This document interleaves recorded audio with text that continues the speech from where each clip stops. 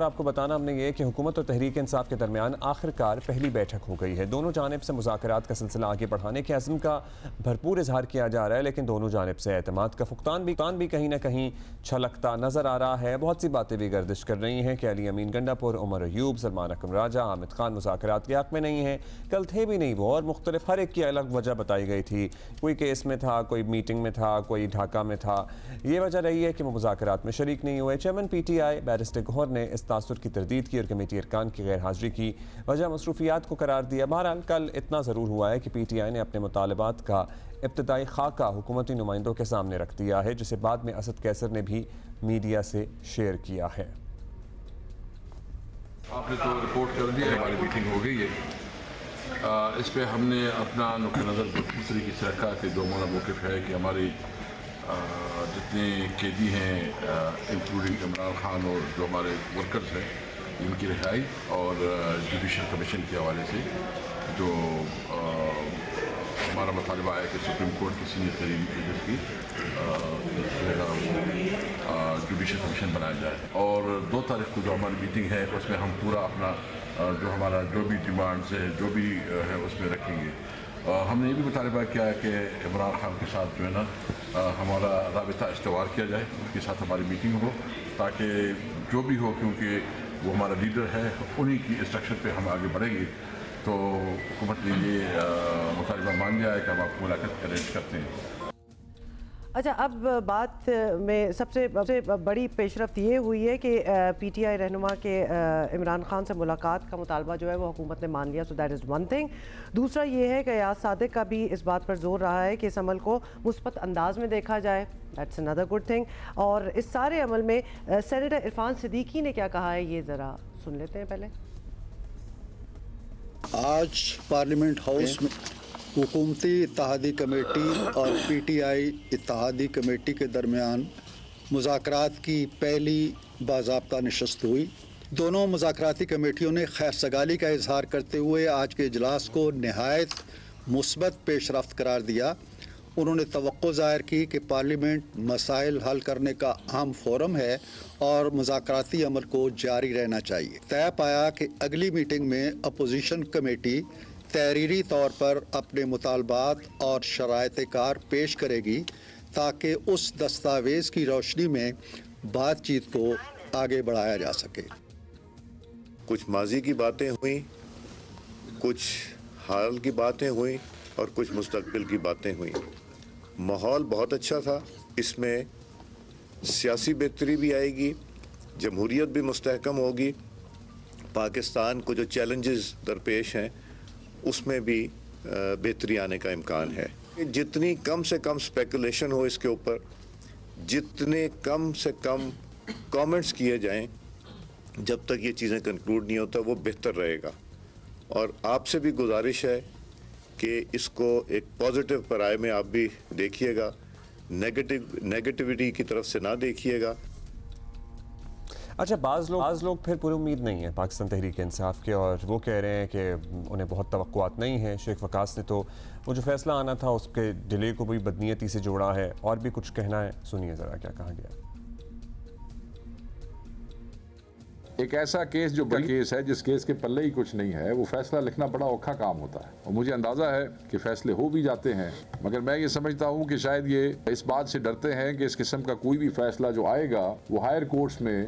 اور ہائر جوڈیشریز کے سامنے جب پیش ہوگا تو شاید پہلی پیشی پہ ہی یہ فیصلہ اڑ جائے۔ تو بڑا حوصلہ کرنا پڑتا ہے، اور یہ ایک سیاسی انتقام کی بدترین مثال ہے۔ ماحول تو آپ کو پتہ ہے، ایوری بڈی واز ایکسپیکٹنگ کہ یہ من گھڑت سی ایک کہانی بنائی گئی تھی جس کا مقصد صرف اور صرف عمران خان کو جھکانا تھا۔ مذاکراتی کمیٹی ملی ہے آج، اس پہ جو ان کے 2 نکات تھے انہوں نے وہ حکومتی مذاکراتی کمیٹی کے سامنے رکھ دیے ہیں۔ تو it's start of the engagement. اچھا جی، آپ نے ساروں کے سینٹیمنٹس بھی دیکھ لیے ہیں۔ Let's talk about it. Senior صحافی آسمہ شرازی ہمارے ساتھ ہیں۔ آسمہ، یہ ٹاکس ہو ہی جانا، شروع ہی ہو جانا یہ بیٹھک، یہ بہت بڑی بات ہے، کیونکہ پہلے تو ہم امیجن بھی نہیں کر سکتے تھے ارلیئر دس ایئر۔ تو اب بتائیں کہ آپ کو یہ کیا ماحول لگ رہا ہے، کیونکہ کچھ اس کو پازیٹیولی دیکھ رہے ہیں، بہت سے جو ہیں بڑا نیگیٹو طریقے میں بھی دیکھ رہے ہیں، تو کیا امید کی جا سکتی ہے کہ کچھ نکلے گا ان ساری ٹاکس میں سے؟ دیکھیے بالکل اس میں کوئی دو رائے نہیں کہ ایک گفتگو کا یا مذاکرات کا آغاز ہی ایک ناممکن سی بات لگ رہی تھی، اور لگ رہا تھا کہ یہ کبھی دو جو متحارب گروپ ایک متحارب گروپ کی صورت بن چکے تھے، یہ کبھی آمنے سامنے نہیں بیٹھیں گے. تو سڑکوں سے بالآخر یہ معاملہ ہوتا ہوا میز پہ آ پہنچا ہے، اور ہمیشہ لڑائی کے بعد بھی میز پہ ہی بات ہوتی ہے. لہٰذا اس کو بہت خوش آئند تصور کیا جانا چاہیے کہ کہیں نہ کہیں جب بھی سیاستدان بیٹھتے ہیں تو کوئی نہ کوئی راہ ضرور نکالتے ہیں. لہٰذا اس کو میں یہ تو نہیں کہوں گی کہ یہ ناممکنات ہے، لیکن بہت ساری رکاوٹیں ضرور ہیں. اس کی وجہ یہ کہ بھی 2 دن کے بعد یا 3 دن کے بعد جو ہے، یا 2 جنوری کو جب دوسری ملاقات ہوگی اسی میٹنگ کی جو کہ دونوں کے بیچ میں، تو اس میں ایک مطالبات کی لسٹ جو ہے وہ عمران خان صاحب کی طرف سے پیش کی جائے گی. ایک مطالبات کی جو لسٹ ہے وہ تو سامنے آ چکی ہے، یعنی 2 مطالبات ہیں کہ کمیشن بنایا جائے 9 مئی کے اوپر بھی، اور اس کے علاوہ 26 نومبر کے اوپر بھی، اور ساتھ میں یہ بھی مطالبہ ہے کہ اسیران جو ہیں ان کی رہائی کی جائے. لیکن کیا اس کے اندر یہ مطالبہ بھی عمران خان صاحب کی طرف سے سامنے آئے گا کہ ان کو رہا کیا جائے؟ تو اگر ان کی رہائی کے اوپر مطالبہ آئے گا تو مجھے لگتا ہے کہ اس میں کافی زیادہ دقت ہوگی اس کمیٹی کے آگے بڑھنے میں. آج بھی کل بھی آپ نے دیکھا ہوگا کہ 4 جو لوگ تھے وہ کمیٹی میں شریک نہیں ہوئے، اور ہماری اطلاعات یہ ہیں کہ وہ اس لیے شریک نہیں ہوئے کہ وہ پہلے عمران خان صاحب سے پوچھنا چاہتے ہیں کہ جو مطالبات آپ نے رکھے تھے وہ حکومت نے پورے نہیں کیے، اور اس کے باوجود مذاکرات جو ہیں اس میں جانا چاہیے یا نہیں جانا چاہیے. تو ظاہر ہے کہ ایک مسٹرسٹ ہے، لیکن یہ مسٹرسٹ ختم ہو سکتا ہے. مثلا جوڈیشل کمیشن کا جو معاملہ ہے وہ حکومت کے اختیار میں ہے، فیڈرل گورنمنٹ اس کو بناتی ہے، وہ بنا سکتی ہے اس کے اوپر. اور آپ کو یاد ہوگا کہ 2013 کے اندر بھی ایک جوڈیشل کمیشن جو ہے وہ بنایا گیا تھا، اور جوڈیشل کمیشن نے دھاندلی کے اوپر عمران خان صاحب کے جو اعتراضات تھے یا جو بھی ان کے الزامات تھے ان کو انویسٹیگیٹ کیا تھا، اور پھر اس کے بعد تسلیم بھی کیا گیا تھا کہ اس میں بے قاعدگیاں اور بے ضابطگیاں اس طرح کی نہیں ہوئیں جس طرح کے الزامات جو ہے وہ لگائے گئے تھے. تو ایک نان سٹارٹر کے طور پر بھی اگر بیٹھیں، کوئی بھی موضوع نہ ہو تو بھی بیٹھیں، تو بھی کہیں نہ کہیں جو ہے وہ راہ نکلتی ہے. اور اس بات کی توقع رکھنی چاہیے کہ حکومت جو ہے اس کو پوری طرح سے سنجیدگی سے لے گی، اور اسی سنجیدگی کے ساتھ جو ہے وہ تحریک انصاف بھی مذاکرات کو لے گی. اچھا آسمہ صاحبہ، یہ بھی تو بات ہے نا، سوال ہے کہ حکومت کے ہاتھ میں کتنا کچھ ہے، مطلب ریلیف دینا کیا حکومت کے ہاتھ میں بھی ہے یا نہیں ہے؟ تحریک انصاف کا حتمی مقصد تو سرٹنلی اپنے بانی پی ٹی آئی کی رہائی ہے اور جلد از جلد ان کے لیے ریلیف حاصل کرنا ہے. دوسری طرف جو مطالبہ آیا 9 مئی والے کیسز میں، جب لوگوں کو سزا سنائی گئی کہ ماسٹر مائنڈز کو بھی کیفر کردار تک جلد پہنچایا جائے، کارروائی کی جائے، اس تناظر میں، اس صورتحال میں حکومت کچھ ریلیف دینے کی پوزیشن میں بھی ہے یا نہیں؟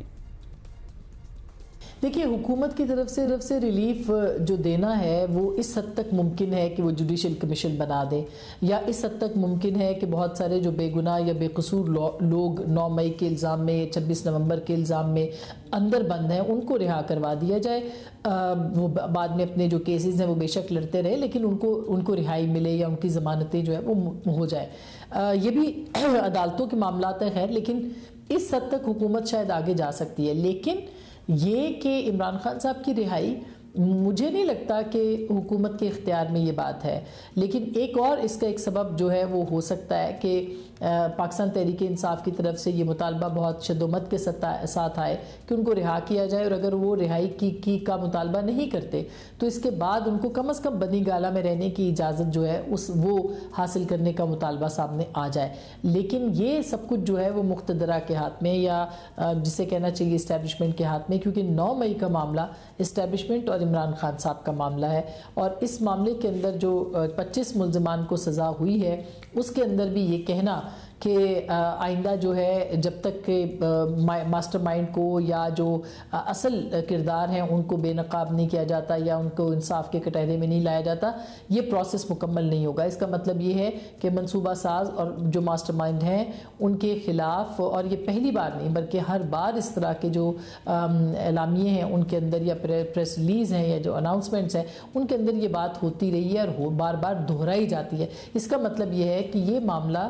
جو ہے اس کے اوپر کوئی تخفیف اگر کوئی دے سکے گا تو وہ اسٹیبلشمنٹ ہوگی، یا اسٹیبلشمنٹ اس پہ تخفیف دے بھی سکے گی کہ نہیں. تو یہ ایک بہت اہم معاملہ ہوگا. میرا نہیں خیال کہ حکومت کے ہاتھ میں 9 مئی اور خان صاحب کے معاملے کے اوپر 9 مئی جو ہے وہ اس کے اوپر کوئی وہ فیصلہ کر پائیں گے. ہاں جوڈیشل کمیشن کا اختیار جو ہے وہ وفاقی حکومت کا ہے، اور وہ بھی 26 نومبر اور 9 مئی کے حوالے سے شاید اس کے اوپر کوئی پیش رفت جو ہے وہ ممکن ہو سکے. اچھا آسما، موونگ آن، کیونکہ تحریک انصاف اور حکومت کی انگیجمنٹ شروع ہوئی ہے تو کم از کم حکومت الٹانے کی تحریکیں، اسلام آباد پہ چڑھائی وغیرہ جیسے معاملات کو بریک لگے گا، لیکن دوسری طرف بھی بہت کچھ ہو رہا ہے، ہوپ فلی یس۔ مدارس والے ایشو پہ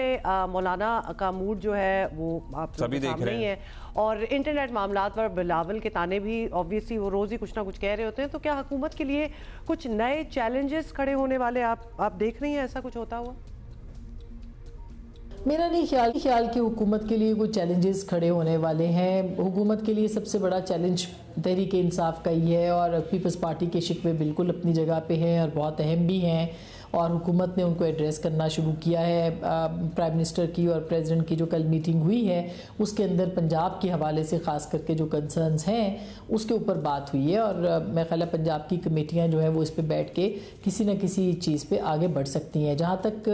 سنجیدہ معاملہ انٹرنیٹ کا، ظاہر ہے پاکستان پیپلز پارٹی اس کے اوپر اپوزیشن بھی کرے گی، کیونکہ ایک پاپولر ڈیمانڈ ہے، یہ ایک بڑا مطالبہ ہے لوگوں کی طرف سے، اور ظاہر ہے کہ پیپلز پارٹی کو بطور ایک سیاسی جماعت پاپولر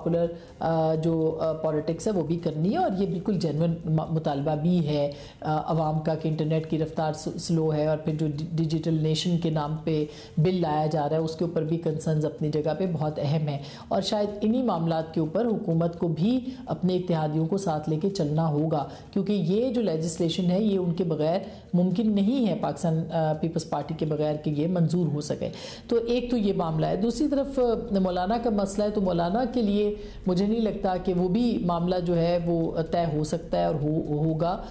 جس طرح کے ان کے مذاکرات چل رہے ہیں، باقی معاملات سیٹل ڈاؤن ہو سکتے ہیں۔